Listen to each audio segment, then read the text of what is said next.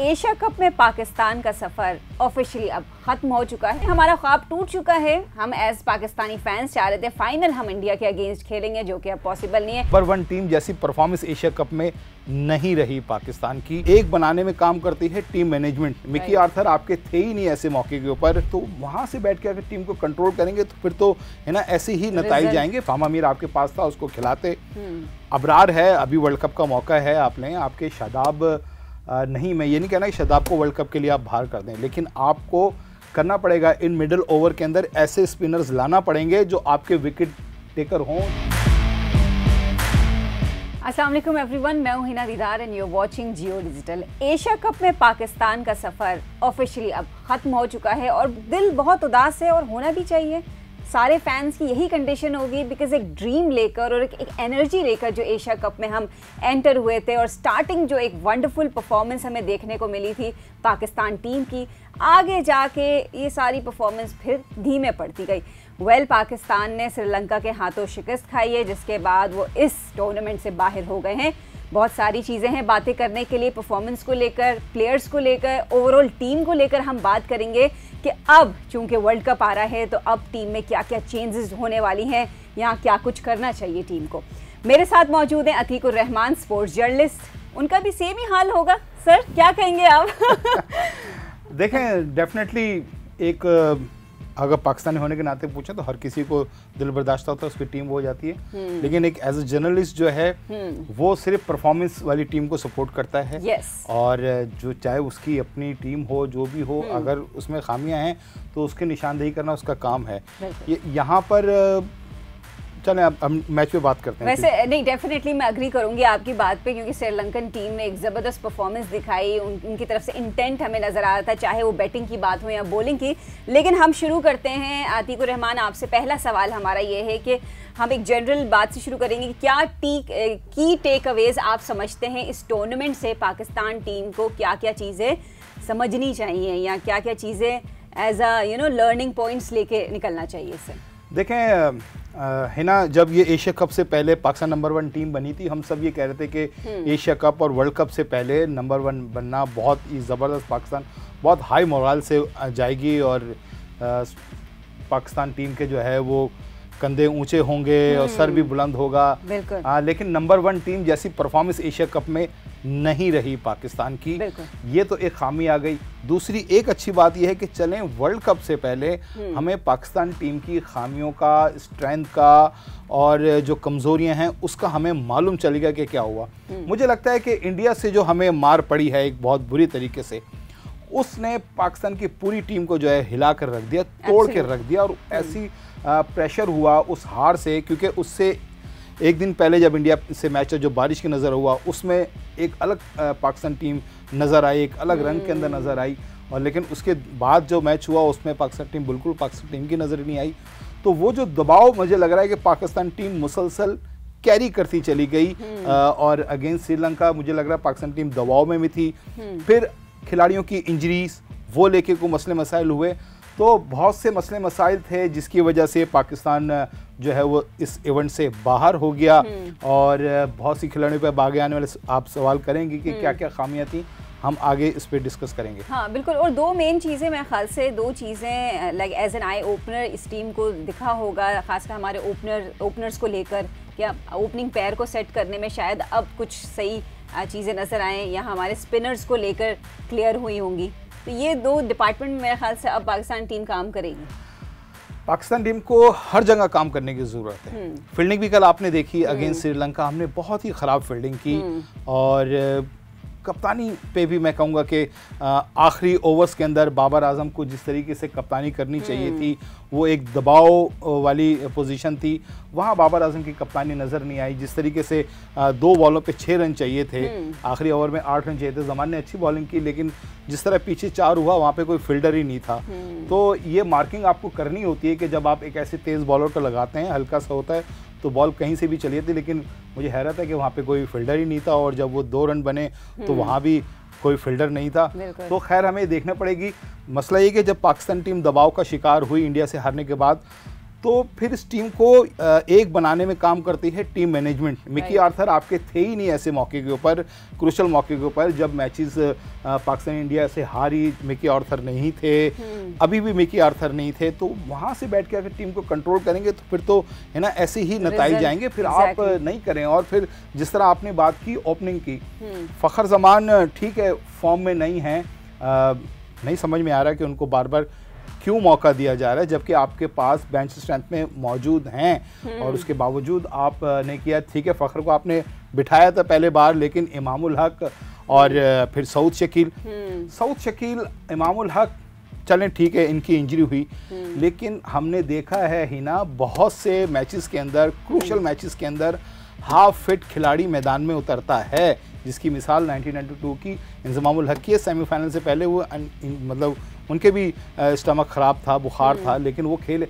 Half उसमें आपको खेलना पड़ता है। सऊद शकील को मुझे नहीं पता एकदम अचानक किस तरह कहाँ बुखार हो गया और वो नहीं हुए अवेलेबल, फिर इमामुल हक भी नहीं हुए।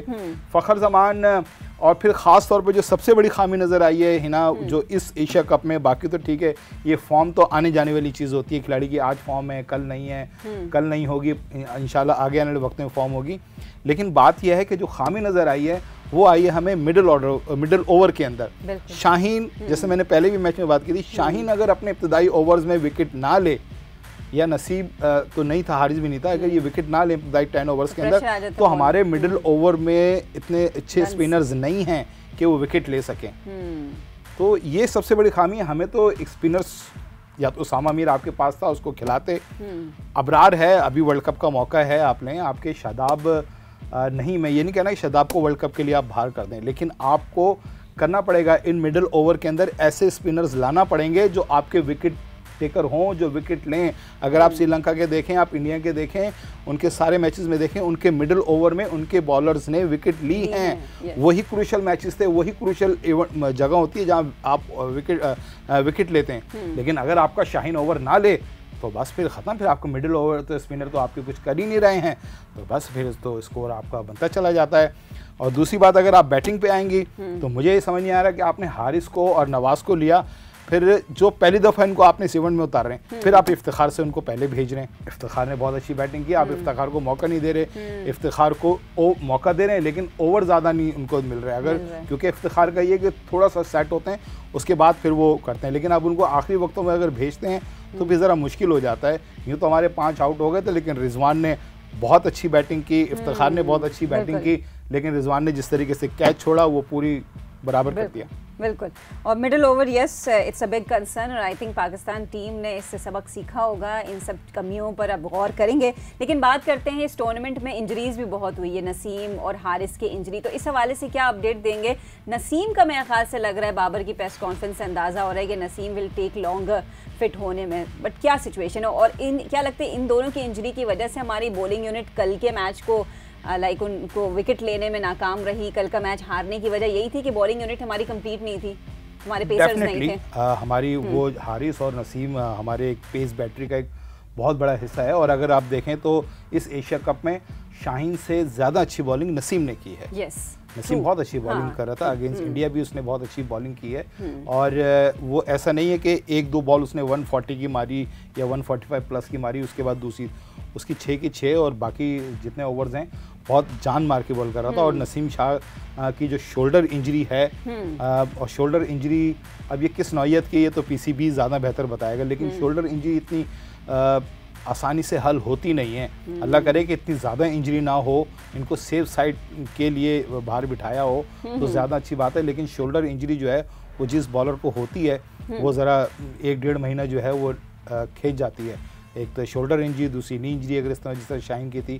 तो अगर नसीम की शोल्डर इंजरी ज़्यादा संजीदा नौयत की है या ख़तरनाक नौयत की है तो फिर ज़रा पाकिस्तान को एहतियात से करना पड़ेगा।